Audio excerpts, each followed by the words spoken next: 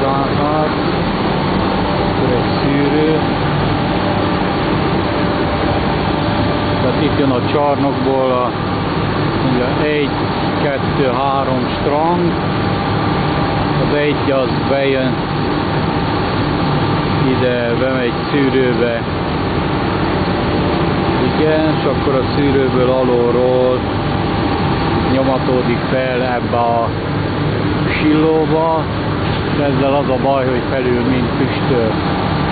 Jó, a másik, annak is valahol itt szűrő állomása lehet. 60-70 köbméteresekre satszolja a izéket, sillókat.